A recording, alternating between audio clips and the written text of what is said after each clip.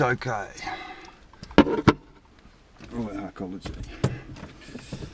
So right, today I'm doing a job that I haven't been able to find a YouTube video for, which is basically the dashboard indicator switches. They have these little micro bulbs in them, and they are prone to blowing. And my cruise control, I can't tell whether it's turned on or turned off when I press the button. I can't find the replacements on the internet, so we're going to refurb them. So what I'm going to do now is start by removing this dash panel down here. There are 2 screws I've got to remove. Once I've removed the 2 screws, we can get access to the switch. I'll take it back in the workshop and we'll carry on working on it in there. Okay, so I've just removed this little screw here. I've taken the little storage compartment out here, which gives you access to the fuse box, and there are 2 screws here and here I now need to remove, so that's what I'm going to do now. Right, so now I've got those 2 screws out, that one from there and the other one from over here. It should just, this panel now, should just pull off. I'm probably going to have to do this off camera.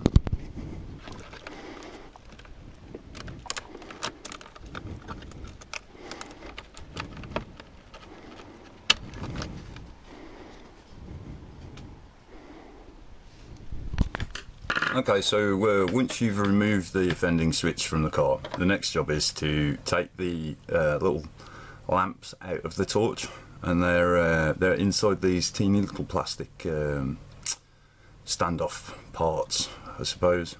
So what we need to do is we need to just twist them like that. And I'm going to do one at a time because then I'll remember which one goes back in the same hole. They can be a bit of a pain in the fucking, oh, excuse my French, backside to get out. You can either give them a bit of a tap. Okay, so here we go.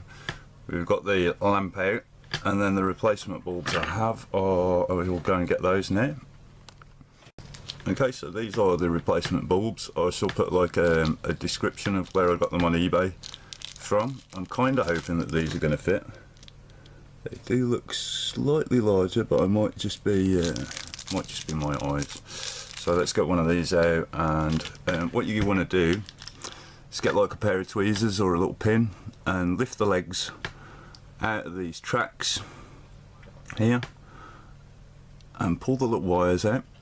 Once you've done that, the bulb will pull out through the middle, and what we're going to do is we're going to feed another one of these down in, wind the cables around the legs of this, trim them nice and neatly, and pop it back in there, and hopefully everything should work again. Right, give me 2 minutes and I shall get this bulb out, and I'll show you how to thread the, in fact, I'll only show you this on camera because it'll be a bit tricky if you've not worked with this stuff before. So what you got to do is find this teeny little piece of metal down here. And so I've already taken this out and had to put it back in, like I say, because of those LEDs I tried to install. So there we go, there's that first leg off the lamp. Straighten that up a little bit, and there's the second leg.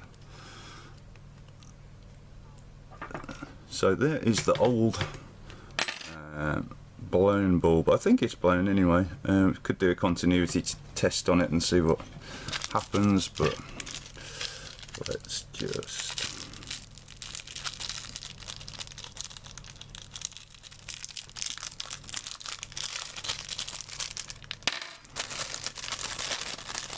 there we go. Okay, so we take this one now and we just feed these legs down into this little base. Be a bit fiddly. Make sure when you're doing this, make sure that both the legs go through separate holes. So there is the new lamp, and now we're just going to match the same way that the cable was wound around this, which means the contact is made on this side. So what you've got to do is follow this little channel, bring it back up and over and down through the other channel. So don't know if you can see that on camera, but you should be left with something like that. there with the metal wrapped up, and then you just want to do the same with the other leg. I'm kind of hoping I do this and plug the bulb in and it just works, but you know, I struggled so hard to find these components online from Subaru. I didn't actually want to pay Subaru prices, but there we go. That's the first one refurbed, and we'll just do the same with the second one, which I think we'll do off camera because we don't need to see that again, do we?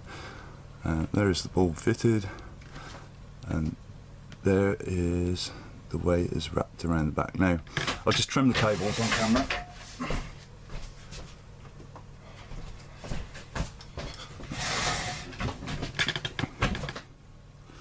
So we'll trim these off, which I've done wrong because I should have trimmed them in the middle. There's a chance that they might not actually stay where they are. Let's see.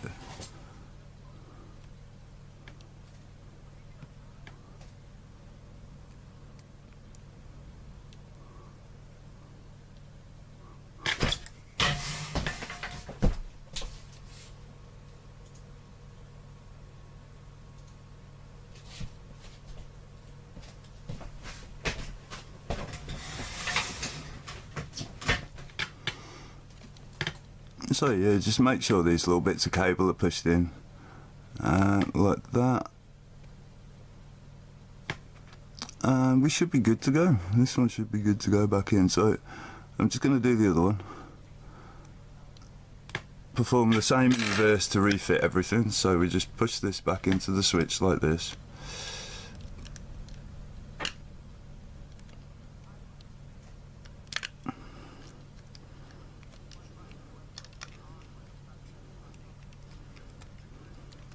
There we go. So, fingers crossed, that's the first one refurb. Just going to do this one and we'll see how we get on. Right, wish me luck, boys and girls. I'll be back.